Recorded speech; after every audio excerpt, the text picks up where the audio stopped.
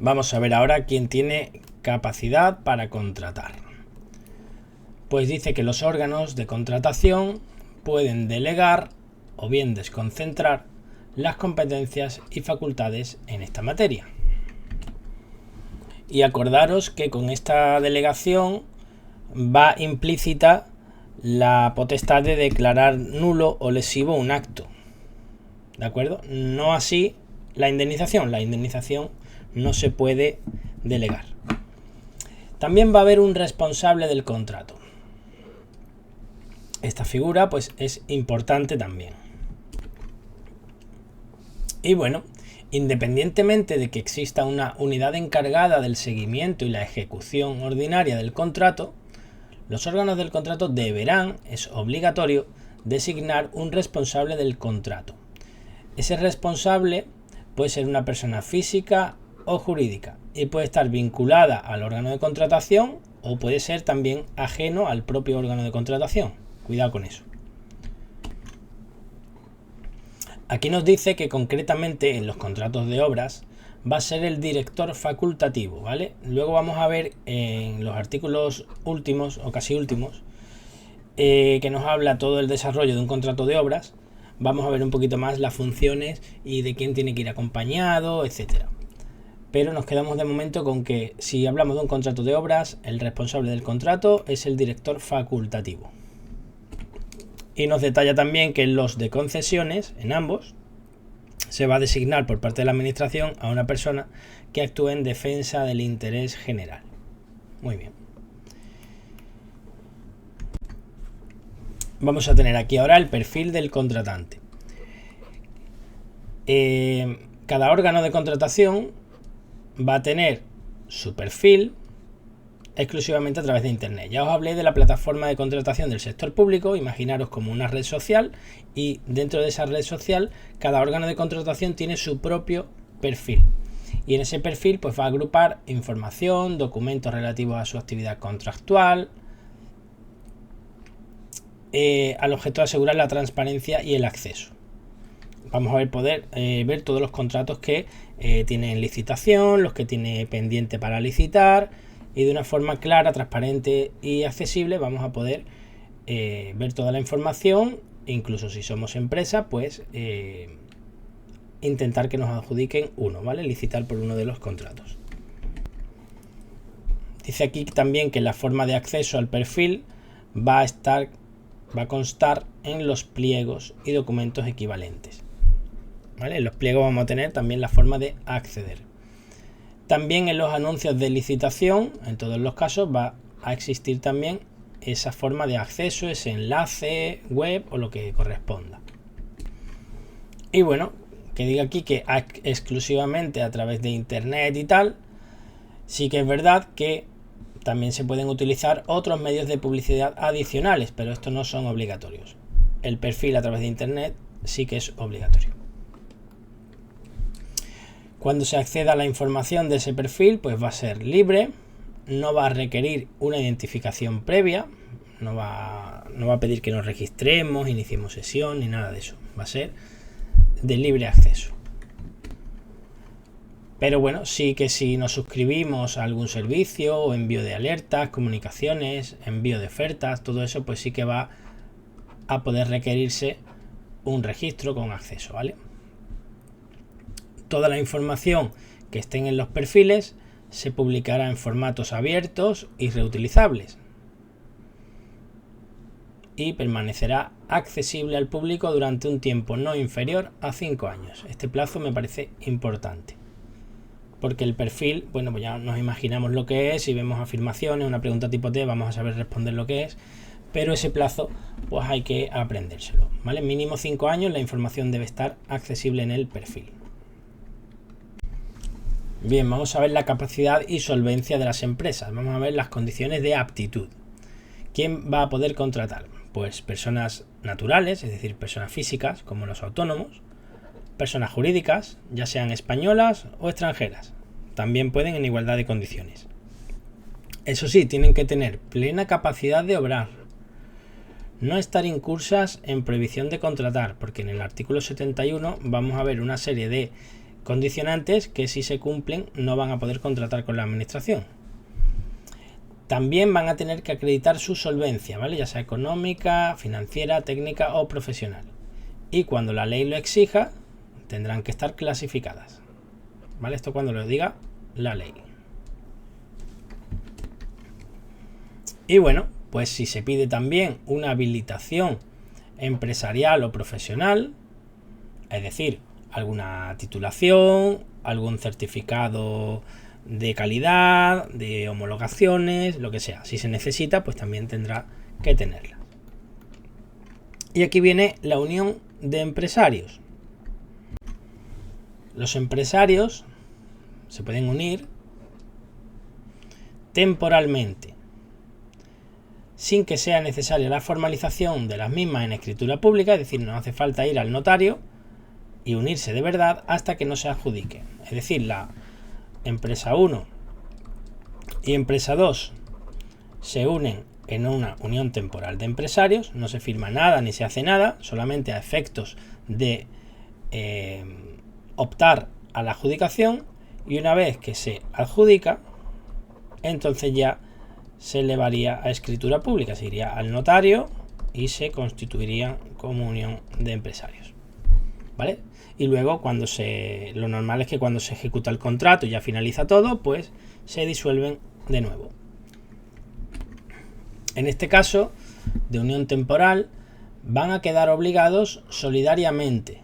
Solidariamente es decir que, por ejemplo, si hay que hacer frente a una garantía o lo que sea, pues lo harán los dos en conjunto, como si solo fueran uno. Tienen que nombrar un representante o apoderado único de la unión que tenga poderes bastantes para ejercitar los derechos y cumplir las obligaciones, ¿vale? Un representante con todas sus capacidades.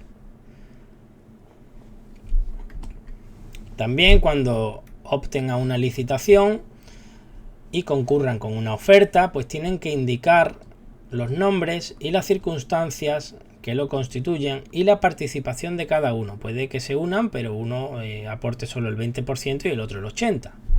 ¿De acuerdo? Y también en esa oferta, pues asumirán el compromiso de constituirse formalmente como unión temporal. Es decir, que una vez que se adjudique, pues se comprometen a unirse de forma legal y formal. Solo en el caso de que resulten adjudicatarios, ¿vale? Que consigan el contrato. Y la duración de esta unión temporal va a ser la misma, como mínimo, que la del contrato en cuestión hasta que acabe. Si el contrato es de 3 años, pues a los 3 años, por lo menos, tienen que estar unidos como unión temporal de empresario.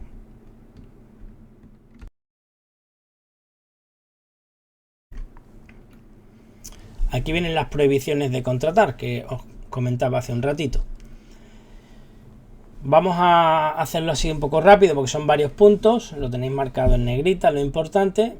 Y bueno, no puede contratar las empresas que hayan sido condenadas por sentencia firme por todos estos delitos: terrorismo, grupo criminal, asociación ilícita, financiación ilegal de partidos, trata de seres humanos. Ahí tenéis una lista enorme de delitos que están relacionados pues con dinero, corrupción, blanqueo de capitales, ¿de acuerdo?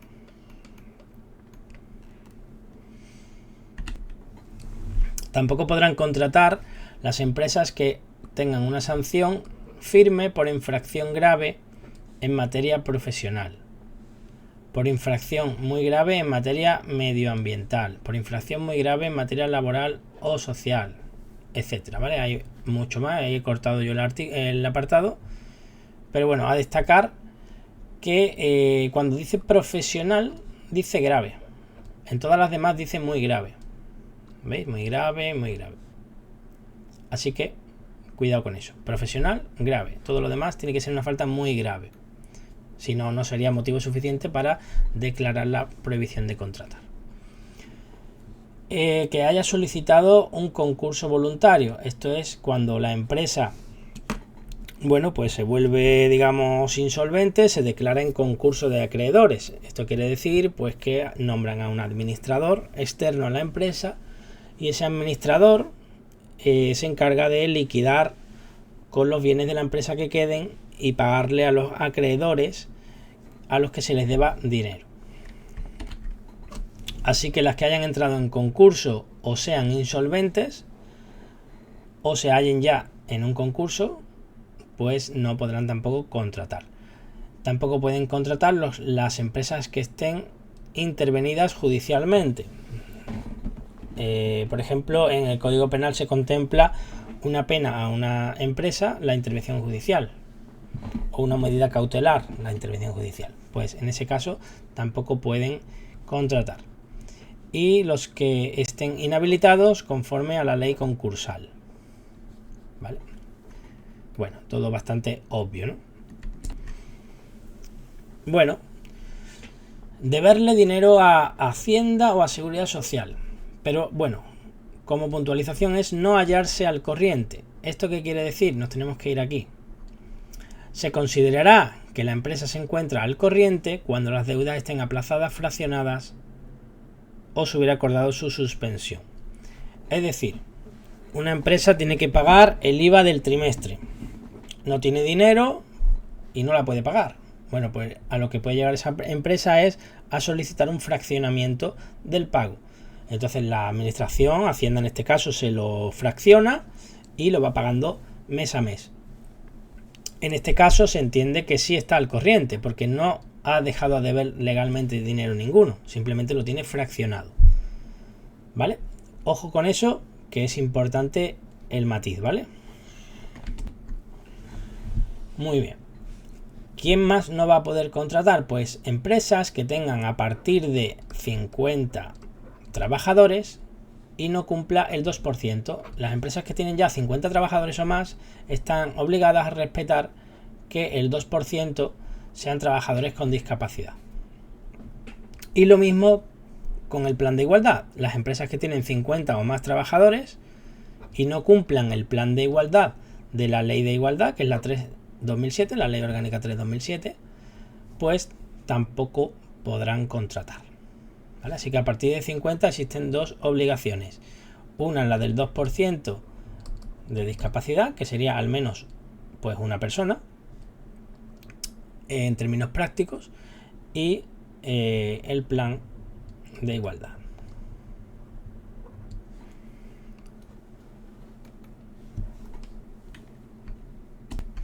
¿Cómo se acredita todo eso? Vamos a tener que llevar todos los papeles de toda la plantilla para ver que cumplamos con una cosa y con la otra. No, dice aquí que se acredita con una declaración responsable. Con la declaración responsables acreditamos que tenemos la cuota del 2% para discapacidad y que contamos con un plan de igualdad. No obstante, y me imagino que con la intención de hacerlo todo más seguro y fiable, pues el Consejo de Ministros puede establecer por Real Decreto una forma alternativa para acreditar esas dos circunstancias. ¿Qué más? Tampoco puede contratar la empresa que haya incurrido en falsedad de una declaración responsable o haya facilitado datos erróneos sobre su capacidad y solvencia. También, pues en la ley de subvenciones hay un régimen disciplinario que contempla una sanción de prohibición de contratar. Pues si tiene una sanción firme de la ley de subvenciones de prohibición de contratar, pues tampoco podrá contratar. Tampoco podrá contratar una empresa donde la persona física, el autónomo o los administradores de esa empresa estén incursas en un problema de incompatibilidades de la ley 5384, que ya conocemos cuál es, ¿no? La de incompatibilidades de los funcionarios y todo eso que vimos en el tema 8. Y este último punto H nos dice también que no podrán contratar las empresas que hayan contratado a personas que sean alto cargo en empresas relacionadas con las competencias del cargo desempeñado. Esto es para evitar esas puertas giratorias, ¿no? Vamos a imaginar que tenemos un ministro de Industria que está constantemente relacionándose con empresas eléctricas, y cuando cesa el gobierno y ya no es ministro, al día siguiente lo contrata Endesa. Pues es un poco raro, ¿no? Pues esto es para evitar todo esto. Hasta que no hayan pasado 2 años de que ese ministro haya cesado, Endesa no podría contratarlo. Y así evitamos un poco las puertas giratorias. Pero ya os digo, tiene que estar en actividades que estén relacionadas con las competencias de ese ministro, en este ejemplo, ¿no? Y bueno, aquí nos dice también el punto 2, que además de todo lo que hemos nombrado anteriormente, tampoco pueden contratar empresas que hayan retirado indebidamente su proposición o su candidatura en un procedimiento de adjudicación, o hayan imposibilitado la adjudicación mediando dolo, culpa o negligencia. Así que ni comer ni dejar comer a otros, pues es motivo de que tampoco ya puedas contratar. Que no hayas formalizado un contrato a favor de la propia empresa y sea por una causa imputable a la propia empresa, ¿vale? El no querer formalizar, pues es lo mismo al final de retirar una oferta, ¿no? Así que prohibido contratar. Que se haya incumplido las cláusulas esenciales en el contrato también es motivo para prohibir contratar.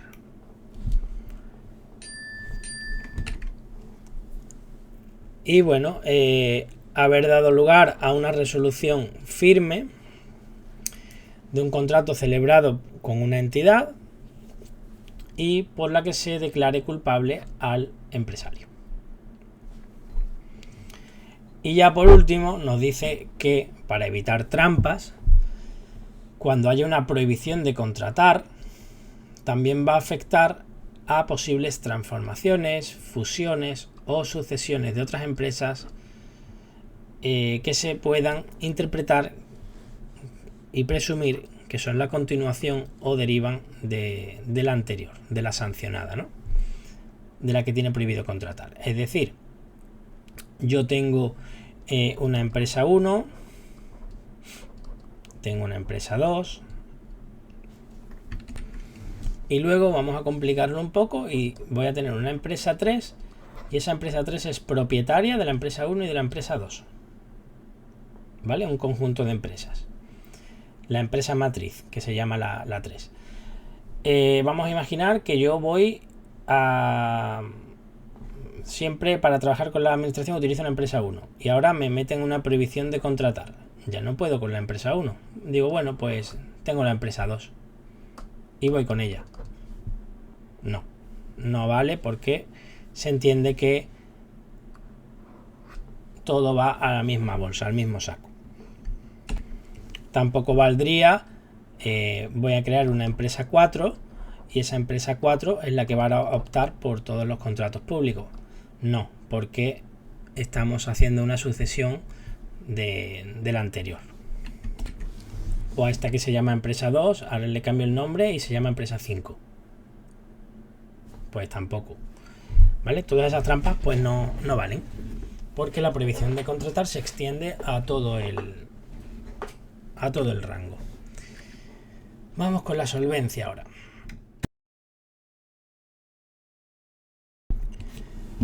Bien, la exigencia de la solvencia.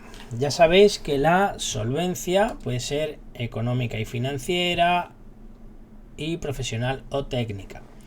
En función del tipo de contrato en el que estemos, pues nos exigirán unas condiciones mínimas de algo de esto. ¿Quién lo va a exigir? Pues el órgano de contratación, es el que va a imponer esas condiciones mínimas de solvencia. Luego, acordaros que tenemos la clasificación. La clasificación lo que hace es sustituir a la solvencia para que todo sea más rápido. Si ya la empresa está clasificada, pues no es necesario comprobar nada. Y ¿dónde van a venir estos requisitos mínimos de solvencia? Pues en los pliegos. En el pliego del contrato, que es donde vienen todas las cláusulas y condiciones que rigen el mismo, y obviamente pues van a estar vinculados a su objeto. Si estamos haciendo un contrato de obras, pues se pedirá documentación y requisitos relativos a los contratos de obras y van a ser proporcionales al mismo. No es lo mismo hacer un contrato de obras de 10 millones de euros que arreglar un baño, ¿vale?, de una oficina. Ya veremos después en cada tipo de contrato cómo se acredita esa solvencia, y vamos a ver primero la clasificación. Esto es muy sencillito. Y aquí tenéis que para obras a partir de 500.000 euros. Así que obras a partir de, con mi flechita, de 500.000 es cuando va a ser obligatorio. Y ya está. Todo lo demás va a ser facultativo, va a ser potestativo. Como veis aquí, obras de menos de 500.000 indistintamente puede hacerse con la clasificación o bien acreditando los requisitos de solvencia, ¿vale? Así que aquí digamos que es potestativo. Los contratos de servicio no será exigible. No obstante, nos vuelvo a decir que indistintamente lo puede hacer mediante clasificación o bien acreditando el cumplimiento de esa solvencia. Tampoco va a ser exigible en los demás tipos de contratos. Aquí solamente, en el resto, con solvencia. Por lo cual, si nos vamos,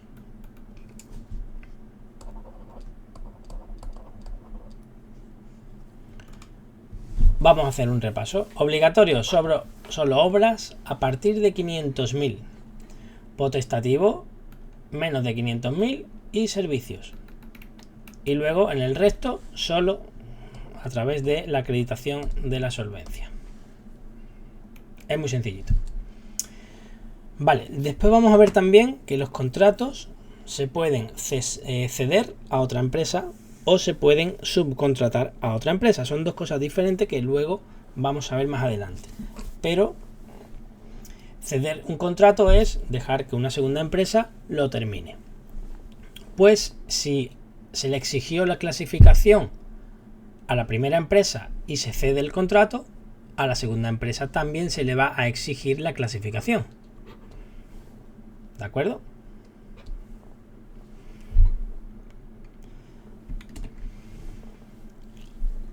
También nos dice este apartado tercero que se puede exceptuar de la clasificación obligatoria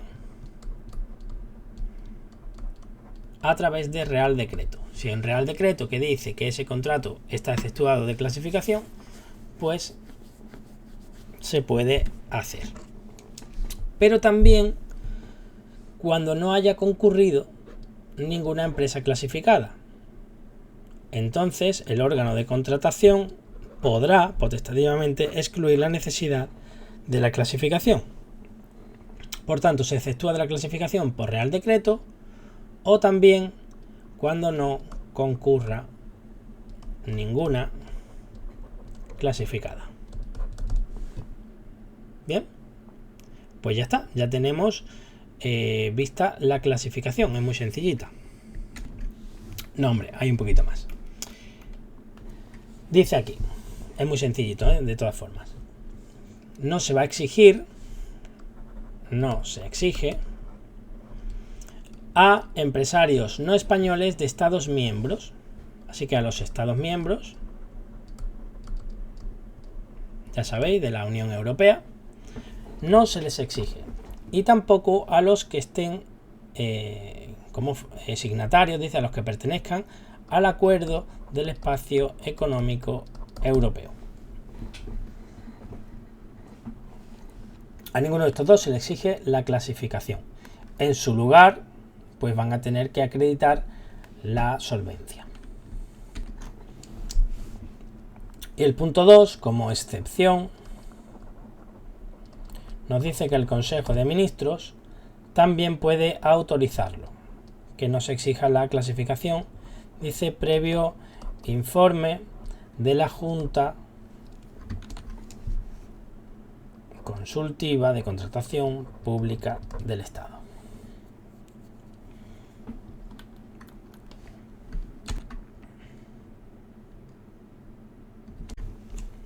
¿Quién va a determinar en qué grupo está clasificada la empresa? Pues las comisiones clasificadoras. Tiene un nombre bastante intuitivo. Y las comisiones clasificadoras pertenecen a la Junta Consultiva de Contratación Pública del Estado que hemos visto antes. ¿Vale? De ella dependen las comisiones clasificadoras. Sin embargo, las comunidades autónomas, pues ya sabéis, pueden establecer sus propios órganos equivalentes.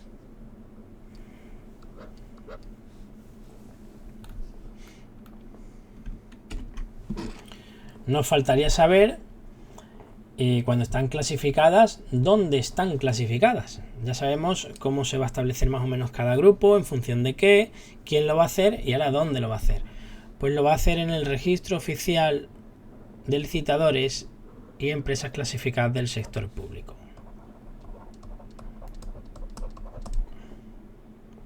¿Vale? Del sector público. ROLIEC. En el ROLIEC es donde se inscriben. Ya sabéis, si hablamos de comunidad autónoma, pues en el registro que tenga la propia comunidad autónoma. Muy bien, pues vamos a ver ahora la clasificación, cuánto dura esa clasificación y cómo se revisa. Lo primero que tenemos que contestar, si nos preguntan por la vigencia es indefinida. Pero hay que justificarla. Y aquí es donde viene la pregunta, ¿no? Si hablamos de económica y financiera, se va a hacer cada año, anualmente. Y si hablamos de solvencia técnica y profesional, se va a hacer cada 3 años. Esta es la justificación, justifico que sigo clasificado, porque la vigencia de la clasificación, repito, es indefinida. Se va a revisar a petición o de oficio esa clasificación, por lo cual si mi empresa ha crecido y quiero optar a contratos más grandes que me exigen estar clasificados en un grupo superior, pues yo a petición solicito que se revise mi clasificación a efectos de que me puedan subir de categoría, ¿no? E igualmente el empresario también está obligado a poner en conocimiento de este órgano de clasificación cualquier variación que pueda producirse. Si ahora al revés mi empresa ha reducido su tamaño, su volumen, y ya yo sé que no cumplo las condiciones de solvencia para optar a contratos de un tipo superior y sé que me tienen que bajar la clasificación, pues también lo tengo que comunicar.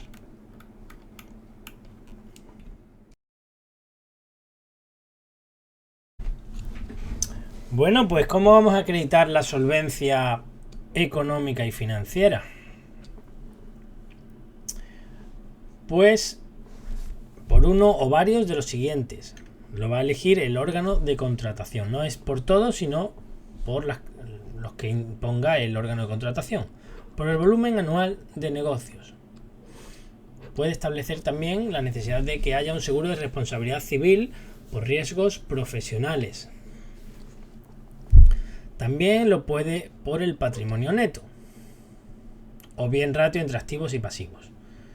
El cierre del último ejercicio económico para el que esté vencida la obligación de aprobación de cuentas anuales, bla bla bla. ¿Vale? Patrimonio neto o ratio activo-pasivo. También, como método adicional o medio adicional, dice que se puede exigir también que el periodo de medio de pago a proveedores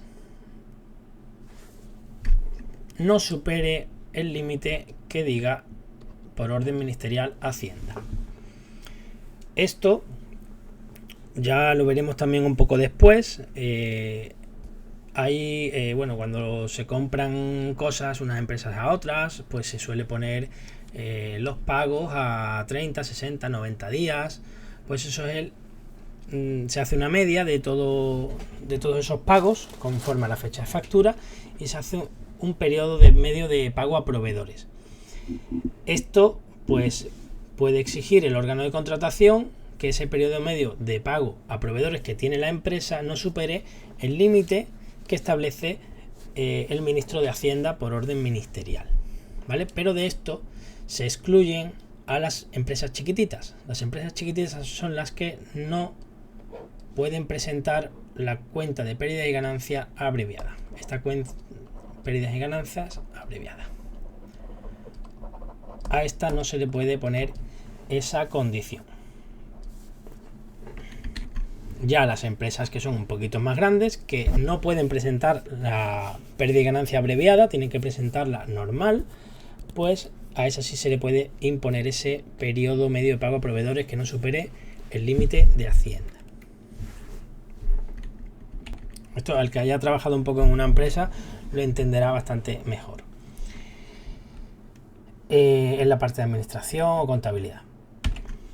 Y bueno, nos dice que para las concesiones, ya sean concesiones de obra o concesiones de servicio, se pueden establecer medios de acreditación alternativos a los anteriores, ¿vale? Las concesiones pues se pueden inventar alguna otra cosa.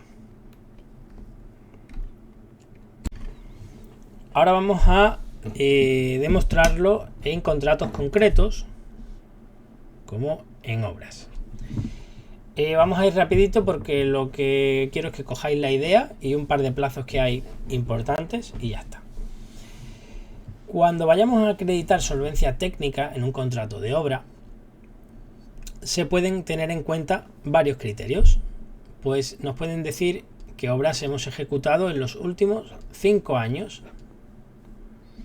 También indicar el personal técnico u órganos técnicos que tiene la empresa, los títulos académicos y profesionales del empresario y de los directivos, y en particular el del responsable de las obras, el de los técnicos encargados directamente de la misma obra, y todo esto cuenta como criterio para medir la solvencia técnica siempre que no cuente como criterio para la adjudicación, es decir, que no puntúe en la licitación. Si puntúa, pues no nos lo pueden pedir también aquí, porque si no nos lo estarían pidiendo 2 veces. Una como requisito para poder optar y poder realizar una oferta, y luego para valorarlo por puntos. No lo pueden pedir de las 2 formas. También medidas de gestión medioambiental. Nos pueden pedir también para acreditar la solvencia técnica la plantilla media anual de la empresa, ¿vale? Pues si yo rondo en el año entre los 10 y 20, en enero tengo 10, en febrero tengo 20, voy cambiando así, al final pues me sale una media de 15, por ejemplo. Pues esa plantilla media anual. Y el número de directivos durante los 3 últimos años. Como veis, ya eso es lo de antes de 5, las obras de 5 años anteriores, el número de directivos de los 3 últimos. Esas son las cifras que digo que son interesantes. Lo demás, estamos acreditando solvencia técnica, es normal que nos pidan pues los títulos académicos, el personal que tenemos técnico, todo este tipo de cosas, ¿no? La maquinaria, material, equipo técnico con el que cuenta la empresa. Es todo un poco de lógica y lo único esas 2 cifras que están por ahí. Y bueno, este punto 2 nos dice que a las empresas de nueva creación se le pueden pedir todos los mismos requisitos, excepto el de la letra A, porque el de la letra A nos pedía las obras realizadas en los últimos 5 años. Y si es una empresa nueva, pues obviamente no tiene obras anteriores, ¿vale? ¿Cómo vamos a demostrar la solvencia técnica en un contrato de suministros? Pues muy parecido a lo anterior. ¿Vale? Mirad. Los principales suministros que se han realizado en los últimos 3 años. Aquí no dice 5 como en las obras. Aquí dice 3. ¿Vale? Cuidado con eso porque es lo que quiero que hagáis hincapié. Y ya lo demás, pues, lo que ya podéis intuir. Personal técnico, unidades técnicas, instalaciones técnicas con las que cuenta la empresa, el control efectuado por la entidad del sector público contratante, muestras que se pueden proporcionar también a la administración para acreditar la solvencia, certificados de calidad, sistemas de gestión de la cadena de suministro. Y en el caso de las empresas de nueva creación, lo mismo, en ningún caso se va a pedir lo de los suministros realizados en los últimos 3 años, puesto que no tienen antigüedad. Pero solo lo dice de los no SARA.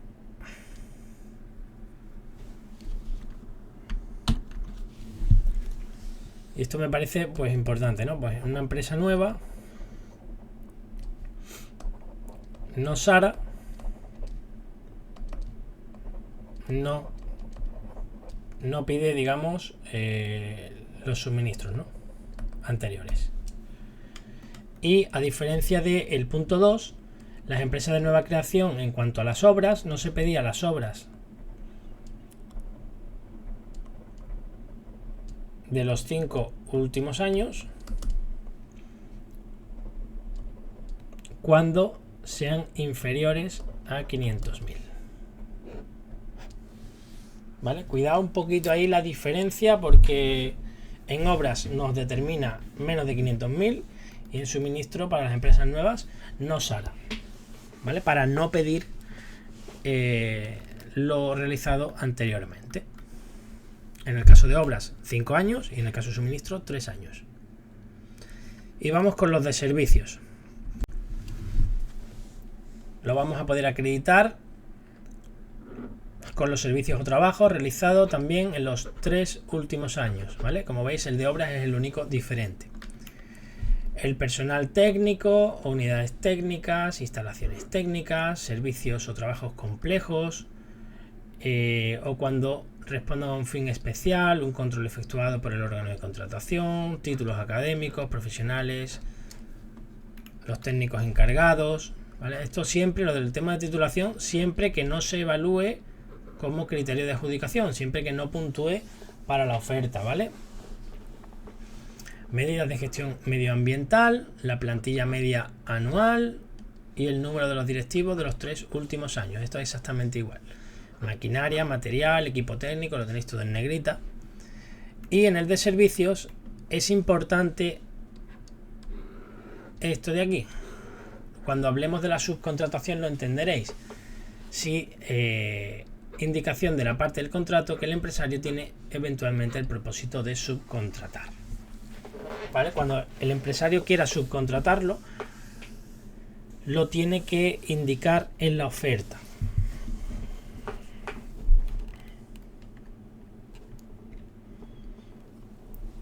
En el resto de contratos, pues lo mismo que lo anterior, documentos y medios que se indiquen en el anterior. Los restantes contratos serían los de concesión de obra y concesión de servicio, que es de los únicos dos que no hemos hablado, ¿no? Y la concreción de los requisitos mínimos de solvencia económica y financiera y solvencia técnica o profesional exigidos para un contrato, así como los medios admitidos para su acreditación, se determinarán, como ya hemos dicho, por el órgano de contratación y se indican en el anuncio de licitación. Esto está repetido porque ya lo hemos leído también arriba en otro artículo, ¿vale? Pero bueno, ahí lo tenéis.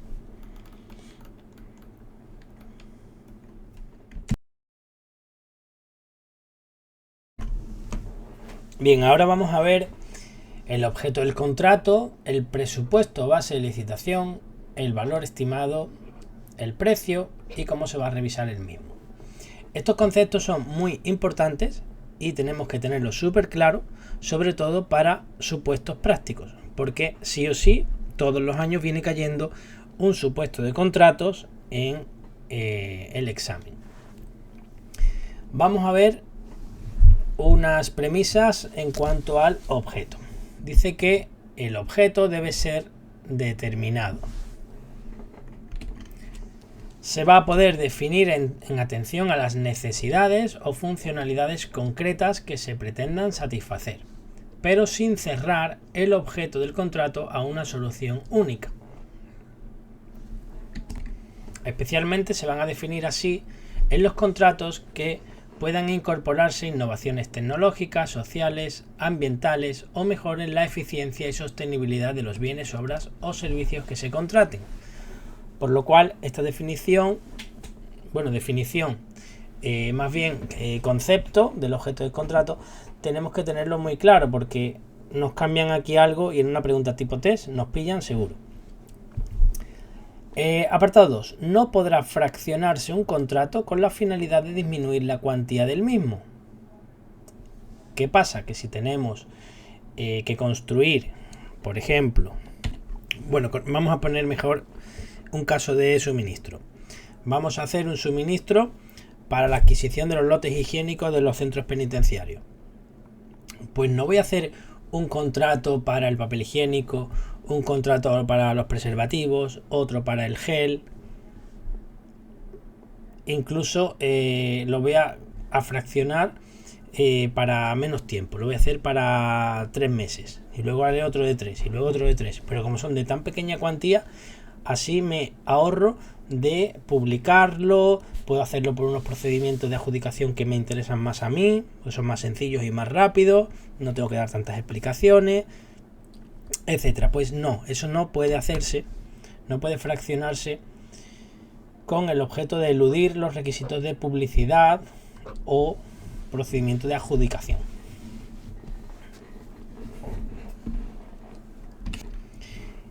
Bien, el apartado 3, ¿os acordáis cuando hablamos de los lotes? Que os dije, la norma general debe ser establecerlo por lotes. Pues aquí nos lo dice, siempre que la naturaleza o el objeto del contrato lo permita, deberá preverse mediante división en lotes. Así que siempre que se pueda, debe de ir en lotes. No obstante lo anterior, podrá no dividir en lotes el objeto del contrato cuando existan motivos válidos que deberán justificarse debidamente en el expediente. Como veis, la norma general son lotes, pero es que si no se hace por lotes, hay que justificarlo. Salvo en concesión de obras. Aquí no hay tutía. Y esto es tan importante que incluso nos da aquí unos motivos para poder justificar esa no división por lotes. Y dice que cuando conlleve riesgo de restringir injustificadamente la competencia, bla bla bla, que dificulte la correcta ejecución desde el punto de vista técnico, bla bla bla, ¿vale? En cuanto a los lotes, también el órgano de contratación podrá introducir una serie de limitaciones. Puede limitar el número de lotes para un mismo candidato a los que puede presentar oferta. Y también puede limitar el número de lotes adjudicados a una sola empresa. O sea, si el contrato, por ejemplo, se compone de 15 lotes, pues puede decir, venga, como máximo puedes optar a 5 lotes. Y también vamos a poner otra limitación, que máximo te voy a adjudicar 3 lotes. ¿Vale? Esas dos limitaciones se pueden poner por el órgano de contratación, potestativamente. Cuando sí se haga por lotes y además contemple que puede adjudicarse más de un lote a un licitador, se podrá adjudicar a una oferta integradora. El concepto de oferta integradora, aquí lo tenemos y tiene que cumplir estas 4 características. Todos, los 4. Se ha tenido que establecer en los pliegos. Tiene que tratarse de varios criterios de adjudicación en los diferentes lotes. Que previamente se haya llevado a cabo una evaluación comparativa para determinar si las ofertas presentadas por un licitador concreto para una combinación particular de lotes cumpliría mejor en conjunto. Es decir, esto normalmente es porque cuando mayor volumen de negocio se adquiere, se pueden bajar un poco más los precios, entonces puede ser interesante para la administración.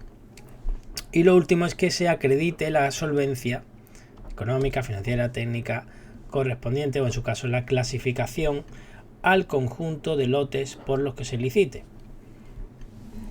Cumpliendo esas 4 características, pues podemos presentar una oferta integradora. Esas 4 características, más que se haya decidido, como digo, dividir en lotes, y además se contemple que se puede adjudicar más de un lote al mismo licitador, es decir, que no se haya establecido aquí una limitación de un lote, ¿vale? Que haya por lo menos 2, 3 o los que correspondan.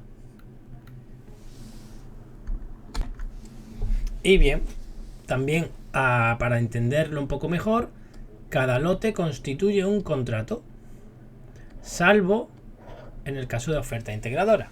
Si hay una oferta integradora por 3 lotes, no serán 3 contratos, será un solo contrato con una sola oferta integradora. Bien, entramos ya en materia práctica. Presupuesto base de licitación, es conocido y abreviado como PBL. Esto es el límite máximo de gasto que en virtud del contrato puede comprometer el órgano de contratación y además incluido el IVA. Cuando veamos todos estos conceptos, precios, valor estimado, etcétera, vamos a tener que siempre tener muy claro si está incluido el IVA o no está incluido el IVA. Generalmente nunca se incluye el IVA, salvo en el presupuesto base de licitación y en el precio del contrato. En esos dos sí nos marcan que incluyen el IVA, ¿vale? Como este es uno de esos casos. Presupuesto base de licitación o precio. Todo lo demás, valor estimado, las garantías que vamos a ver luego y todo, no incluyen el IVA. Bueno, pues esto es el límite máximo de gasto que puede comprometer el órgano, incluido el IVA. Para acuerdos marco o sistemas dinámicos de adquisición no va a ser necesario que se apruebe un PBL, ¿vale? Para marco y dinámico no es necesario. Ahora vamos con el valor estimado. El valor estimado va a tener en cuenta para obras, suministros y servicios el importe total, sin incluir el IVA.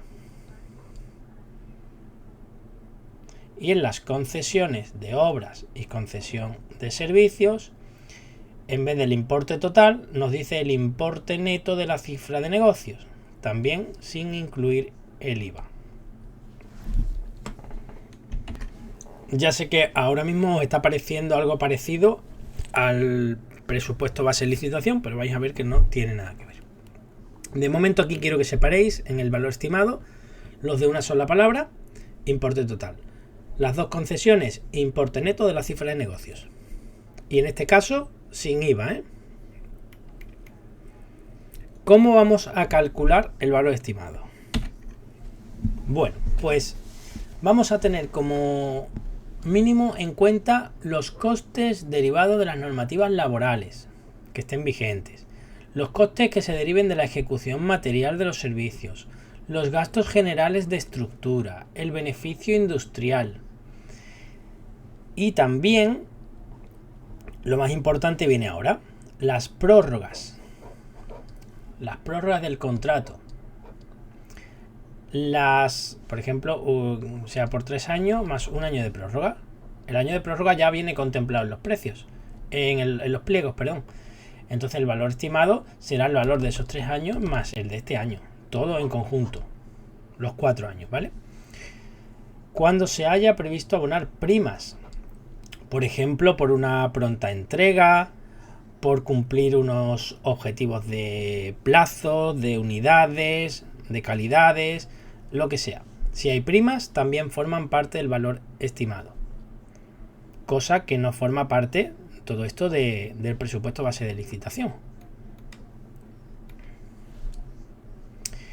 La posibilidad de que el contrato sea modificado, ¿vale? La norma es que esas modificaciones posibles se contemplen ya en los pliegos y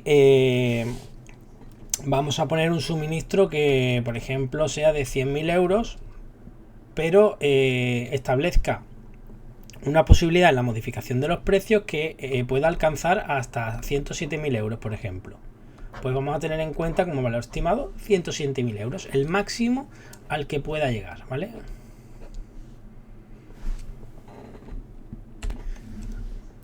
Aquí no lo he marcado en amarillo, pero bueno, a partir de aquí nos habla de concesiones, de obras y de servicios.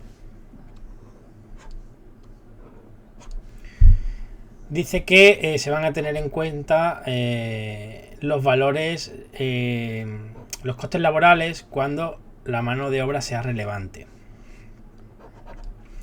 También adicionalmente, pues pago de tasas, multas, pagos o ventajas financieras que se hayan concedido al concesionario por el poder adjudicador, subsidios, ayudas, ventajas financieras, aunque procedan de terceros, venta de cualquier activo que forme parte de la concesión, el valor de todos los suministros y servicios que el poder adjudicador ponga a disposición del concesionario.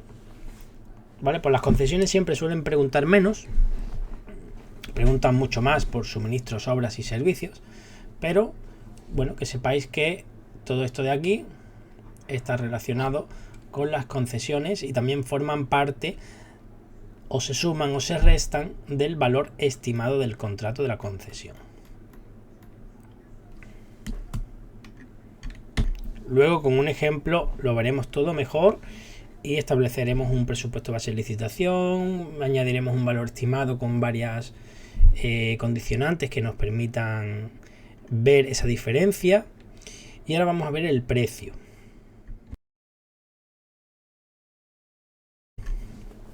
Cositas que también preguntan en los tipos sobre el precio.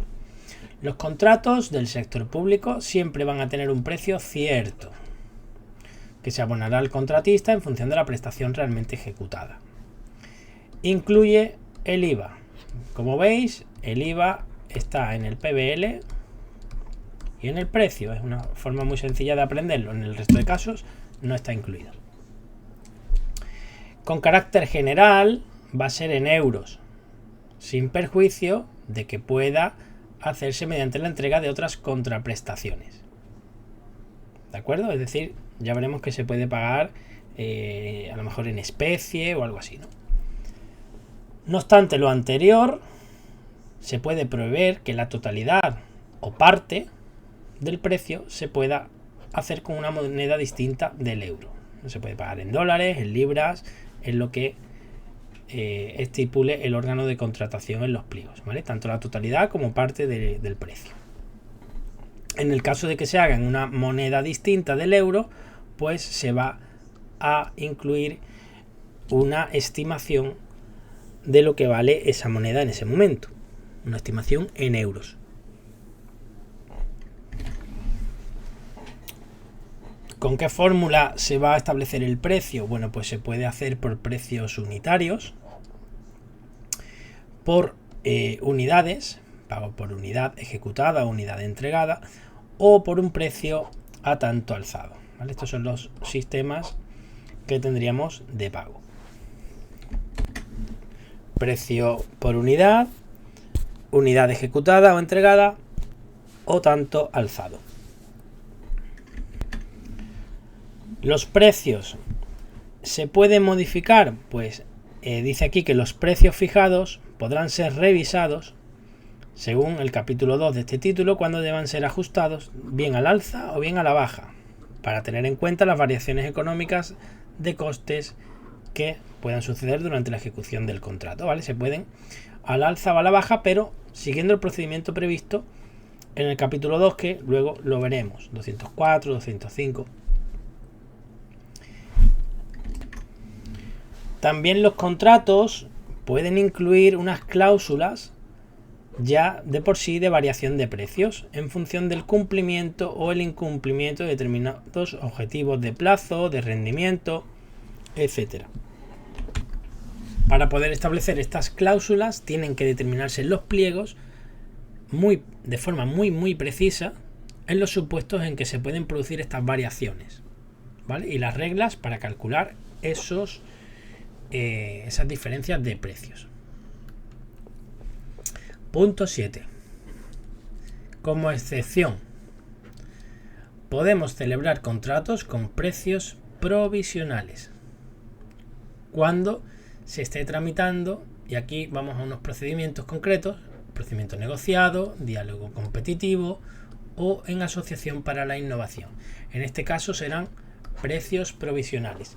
Ya cuando veamos sobre todo estos procedimientos, vais a entender por qué pueden establecerse unos precios provisionales.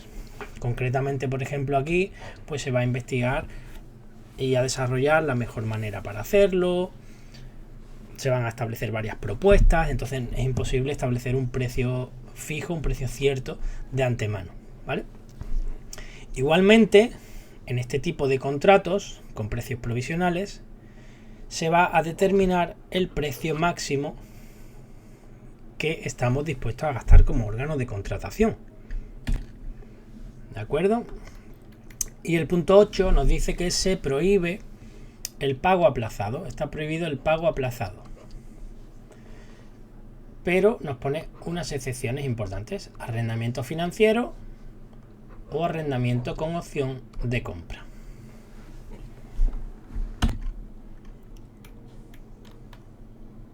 Vamos con la revisión de precios. Bueno, pues solo pueden ser objeto de revisión periódica y predeterminada en los términos establecidos. Dice aquí que no cabrá la revisión periódica no predeterminada o no periódica de los precios. No va a caber en ningún caso, salvo en los no SARA. Traducimos un poco. Revisión periódica y predeterminada se puede, pero solo en los términos establecidos. Y ahora, cuando sean no predeterminada o no periódica,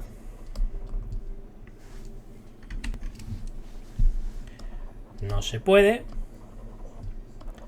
salvo en los no SARA. En estos pues sí que cabría la modificación, la revisión de precios, perdón. ¿Qué vamos a entender por precio? Pues muy sencillo: cualquier retribución o contraprestación económica del contrato, bien sea abonada por la administración o por los usuarios. Porque en una concesión de obras, por ejemplo, que se va a pagar con los peajes de los usuarios, pues son los usuarios los que van a entregar esa contraprestación económica, esas tasas, tarifas que se impongan. Bien, pues nos dice aquí que solo se va a poder revisar los precios. Seguimos hablando de revisión de precios, no de modificación. Solo se podrá llevar a cabo en los contratos de obra, en los suministros de fabricación de armamento y equipamiento de las administraciones públicas, suministro de energía, y en los que haya que recuperar la inversión en un plazo igual o superior a 5 años. ¿Os acordáis de los costes de amortizaciones, costes financieros, gastos generales, gastos de estructura o beneficio industrial que contaban para el valor estimado? Pues todos estos conceptos no se consideran revisables. ¿De acuerdo? Cuidado si nos preguntan una cosa o nos preguntan la otra, ¿vale? Forman parte del valor estimado en el cálculo, pero no se consideran revisables esos conceptos. Obviamente, en el pliego de cláusulas administrativas particulares deberá detallar la fórmula de revisión en los pliegos, ¿vale?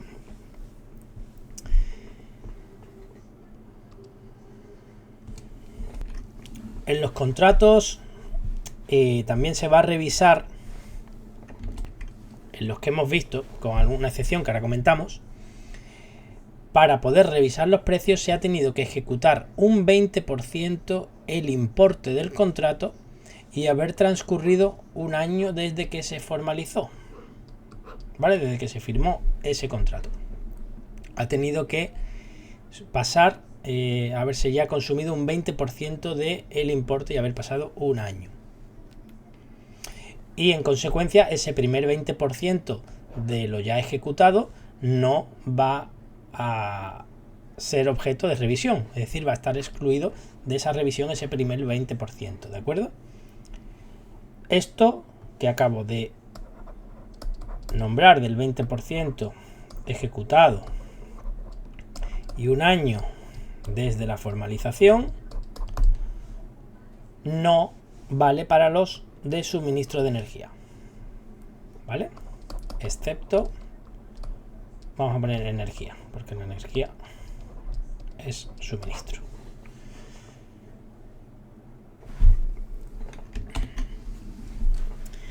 Y en la concesión de servicios solamente nos vamos a regir por el tiempo pasado, porque haya pasado ya ese año. No vamos a tener en cuenta el 20%. Así que excepto energía, ni porcentaje ni tiempo, y excepto concesión de servicios, solo el año. Bien, ¿no? Se entiende perfectamente. Pues vámonos con las garantías, que esto es una de las cosas más importantes de este tema y por la que siempre suelen preguntar. Bien, en cuanto a las garantías, deciros que puede existir una garantía provisional y luego va a existir una garantía definitiva. Además, esa garantía definitiva se puede complementar con una garantía complementaria, por lo cual tenemos que tener tres conceptos claros y diferenciarlos ahora cuando los estudiemos: garantía provisional, definitiva y complementaria, ¿de acuerdo? Este punto 1 muchas veces ya cuando dominamos el tema se nos suele olvidar, y es que la garantía provisional es excepcional, no es una norma general. La garantía excepcional se pide por motivos de interés público, cuando el órgano lo considere necesario y lo justifique además motivadamente en el expediente. En ese caso se puede exigir a los licitadores que constituyan una garantía. ¿Para qué? Para que responda del mantenimiento de sus ofertas. ¿Hasta cuándo? Hasta la perfección del contrato. Es hasta cuándo se va a mantener esta garantía provisional. Pero os repito, es excepcional, se impone por motivos de interés público cuando sea necesario y además se justifique motivadamente en el expediente, ¿vale? Este punto que no se os olvide, porque se suele olvidar. Bien, pues cuando el órgano de contratación acuerde esta garantía provisional, máximo va a ser de un 3%. Importante lo de máximo, porque luego vamos a ver la garantía definitiva, que es de otra forma, ¿vale? 3% del PBL, pero el PBL incluye el IVA, así que le vamos a excluir el IVA en este caso. Las garantías siempre van sin IVA, ¿vale? Muy bien. En el caso de que haya habido división por lotes, la garantía no va a ser del contrato total, sino de ese lote concreto, ¿de acuerdo? En los acuerdos marco y los sistemas dinámicos de adquisición, la garantía provisional se fijará tanto alzado, pero en ningún caso podrá superar tampoco el 3%, en este caso, del valor estimado, ¿vale? Acuerdo marco y sistema dinámico de adquisición. Vamos a poner aquí tanto alzado y máximo el 3%, pero del valor estimado, ¿vale? ¿Por qué no nos dice aquí sin IVA? Porque el valor estimado no incluye ya el IVA, por lo cual no procede, ¿vale? ¿Dónde vamos a depositar estas garantías? Pues cuando sea en efectivo, podremos hacerlo en la Caja General de Depósitos o en las sucursales de las delegaciones de Economía y Hacienda o en la caja equivalente de las comunidades o entidades locales, si estábamos hablando de, pues eso, entidades locales o comunidades autónomas, ¿vale?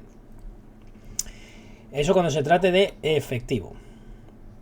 Pero también las garantías pueden prestarse de otra forma que no sea con dinero, como certificados de inmovilización.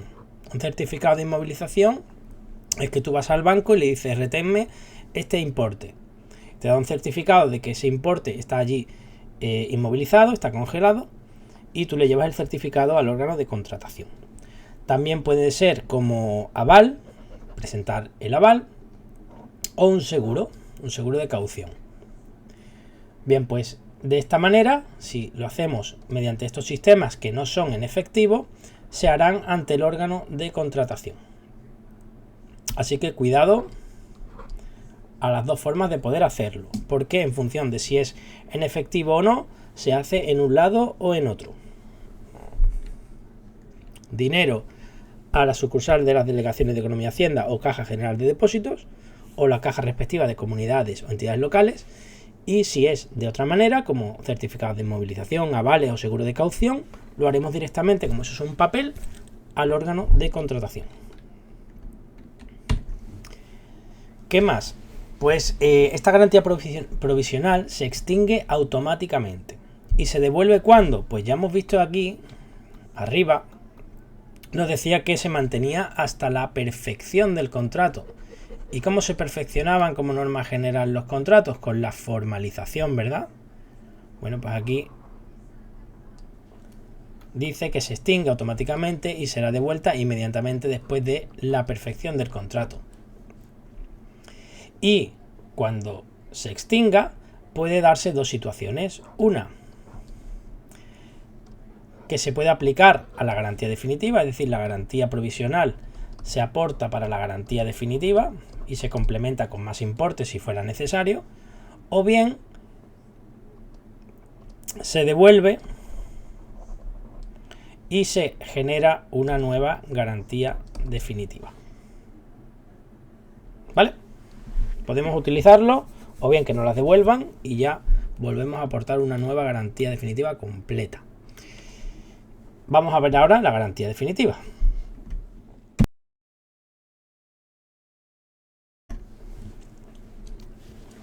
La garantía definitiva nos dice que los contratos que celebren las administraciones públicas va a ser de un 5% del precio final ofertado, excluido el IVA, por lo cual no es máximo un 3%, sino que es fijo y justo un 5%. ¿Vale? Y no es del PBL sin IVA, sino que es del precio, vamos a poner precio final. El precio también incluía el IVA, si recordáis, pues en este caso, como es una garantía, sin IVA. Diferencia, aparte de que era un 3 y aquí un 5, en la garantía provisional era máximo un 3%, o sea, puede ser del 2, del 1, del 2,5%. Y aquí es exactamente un 5%. Pero además, como aquí ya digamos que hay un adjudicatario, pues es del precio final ofertado, porque ha habido ya una oferta concreta y ya no se hace sobre el PBL, sino que se hace sobre el precio final, ¿vale? En ambos casos, como esos dos conceptos incluyen el IVA, nos detalla que tenemos que excluirlo de las garantías. Las garantías no llevan IVA. Y en el caso de, recordáis que podemos celebrar contratos con precios provisionales, ¿no? Pues en estos casos se van a hacer referencia ese porcentaje al precio máximo fijado. También excluido el IVA. ¿Vale? Norma general, precio final. Y si hay precios provisionales, pues el máximo que se fijó. Y como veis, también se diferencia en que la garantía provisional era algo excepcional. La norma general es que no, porque si se pide hay que justificarlo y todo eso, y en este caso es diferente. La garantía definitiva siempre va a proceder y excepcionalmente no. La excepción nos la dice aquí. El órgano de contratación podrá eximir de la obligación de la garantía definitiva justificándolo en el pliego, ¿vale? Y dice además, especialmente se va a eximir de esta garantía definitiva en el suministro de bienes consumibles cuya entrega y recepción deba efectuarse antes del pago del precio, ¿vale? Es decir, un contrato de suministro de alimentos, se entregan esos alimentos y se cobra por ello posteriormente.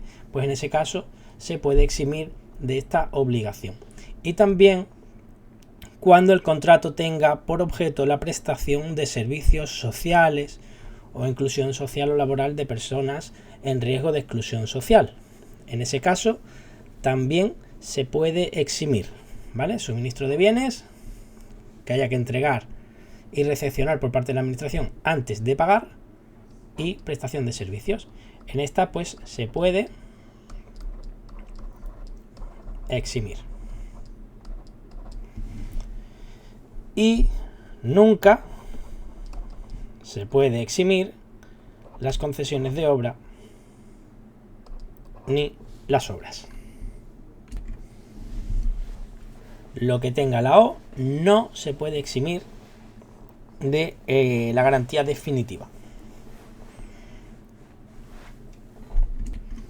Muy bien, pues este apartado 2 nos habla, no lo han metido en un apartado 2 en vez de en un artículo nuevo, pero bueno, garantía complementaria. Os he dicho que había 3, esta es la tercera. Y esta garantía complementaria será en casos especiales, por lo cual también es un poco excepcional. Se tiene que establecer en el pliego y va a consistir de incrementarlo en otro máximo, en este caso sí es máximo del 5% ya del precio final, porque ya dijimos que teníamos un adjudicatario. También sin IVA, ¿vale?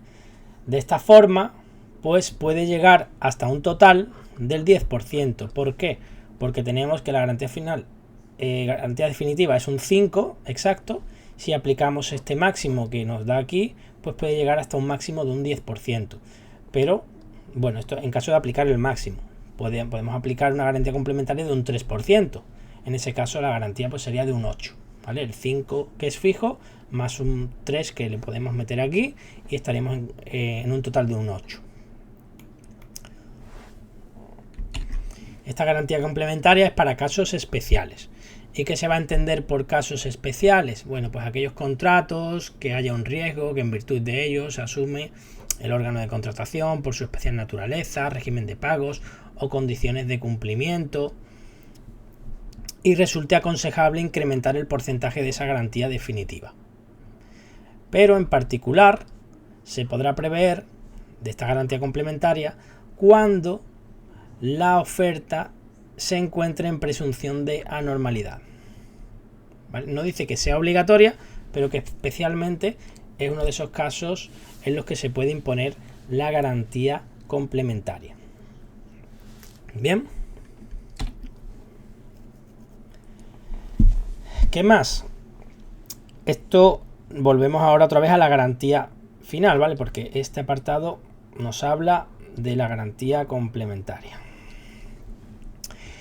Cuando hablemos de precios unitarios, es decir, pues un rollo de papel higiénico cuesta X céntimos, pues en ese caso el importe de la garantía va a ser atendiendo al PBL, IVA excluido. En ese caso será el 5% del PBL sin IVA, exactamente del 5%. ¿Vale? Precios unitarios. En las concesiones de obras y de servicios, pues el importe de la garantía definitiva se va a fijar en función de la naturaleza, importancia y duración de la concesión. Y los acuerdos marco y sistema dinámico de adquisición, que siempre van por su cuenta, pues se fija estimativamente para cada contrato basado en relación con su importe de adjudicación. Estimativamente, ¿vale? Vamos a hacer un pequeño repaso si queréis. Garantía provisional es excepcional, hay que justificarla en caso de que se imponga y dura hasta que se perfecciona el contrato, máximo del 3% del PBL sin IVA. Si hablamos de acuerdos marco y sistemas dinámicos de adquisición, esa garantía provisional será a tanto alzado, máximo también del 3%, pero sobre el valor estimado, ¿vale? Que ya sabemos que no incluye el IVA. Ahí tenemos donde la podemos hacer efectiva, si es en dinero, en las cajas o las sucursales de las delegaciones, y si es con papeles, certificados, avales, seguro de caución, pues será en el órgano de contratación. Cuando nos devuelvan la garantía provisional, la podemos guardar y constituir una garantía definitiva nueva, o bien utilizar ese importe para complementar la garantía definitiva. En cuanto a la garantía definitiva, ya sabéis, norma general, 5% del precio final sin IVA. Hay ciertos casos en los que se puede eximir de la garantía definitiva, porque aquí la norma general es que sí se aplique. Hay excepciones, como veis ahí, suministro de bienes que se entreguen antes del pago, prestación de servicios sociales, en esos dos casos se pueden eximir, pero nunca se pueden eximir de obras ni de concesiones de obras, los que llevan O. Los casos especiales. En los casos especiales vamos a poder meter una garantía complementaria que aumente esa garantía definitiva, que máximo será del 5%, ¿vale? Pudiendo llegar a un total, como ya sabéis, si aplicamos ese máximo, del 5%, porque el 5% de la definitiva es fijo. Particularmente se exigirá, o se podrá exigir, mejor dicho, una garantía complementaria cuando haya una oferta que esté en presunción de anormalidad. Importante para precios unitarios, que normalmente será a lo mejor un contrato de suministros, pues vamos a atender a ese 5%, pero del PBL, ¿vale? Sin IVA, de la garantía definitiva. En las concesiones se va a poner la garantía definitiva en función de la naturaleza, importancia y duración. Y si hablamos de acuerdos marco o sistemas dinámicos de adquisición, pues se va a fijar estimativamente.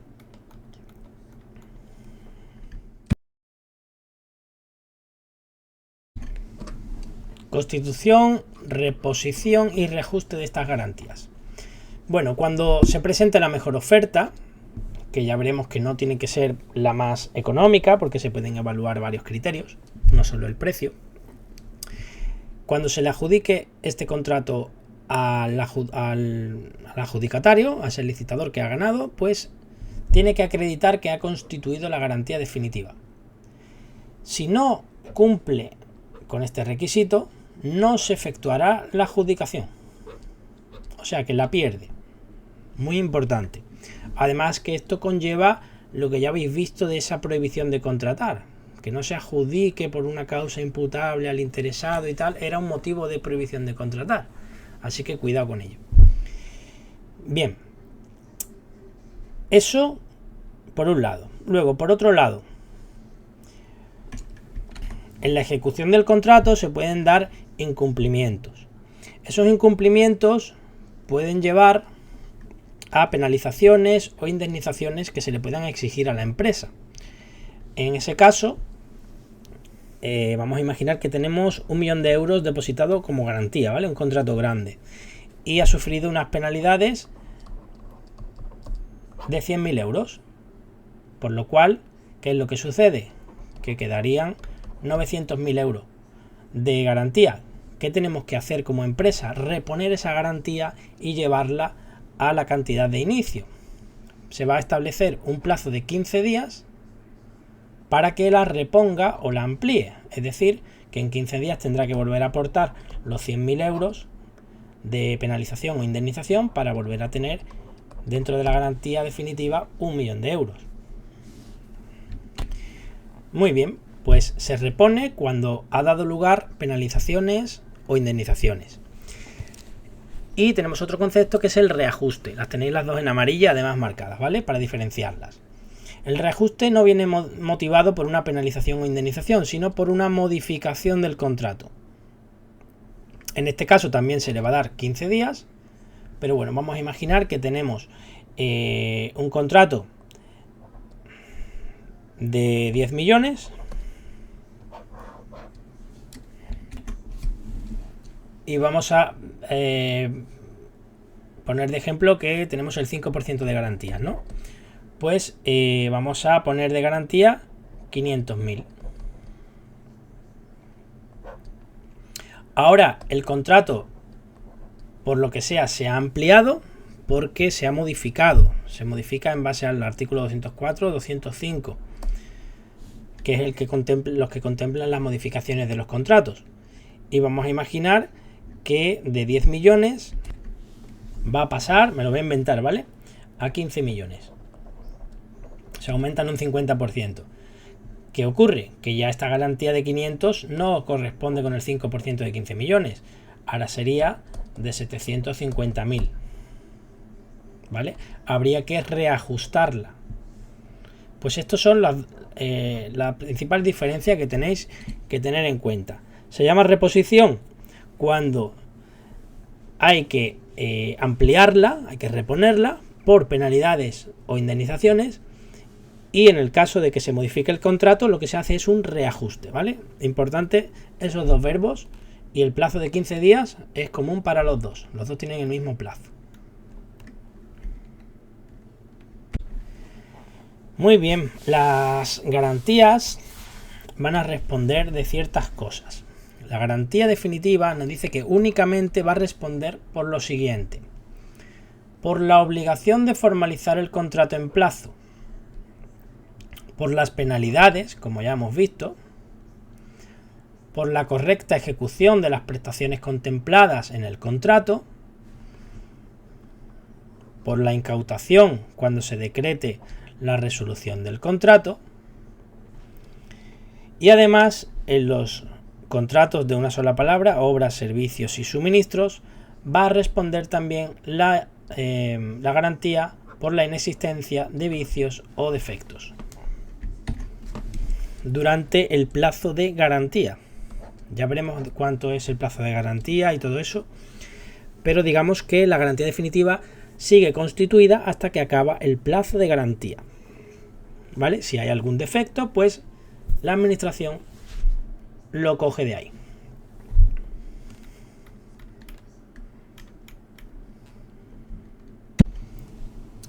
Bueno, ¿cuándo se va a devolver o cancelar esta garantía definitiva? Dice que no va a ser devuelta, como ya hemos visto, o cancelada hasta que venza el plazo de garantía y se haya cumplido satisfactoriamente el contrato, o bien hasta que se declare la resolución sin culpa del contratista.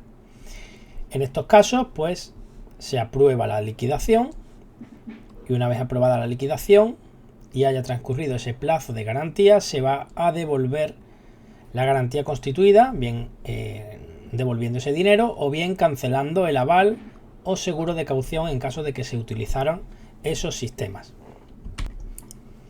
Hay un plazo, y es que dice que el acuerdo de devolución debe adoptarse y notificarse en un plazo de 2 meses desde la finalización del plazo de garantía.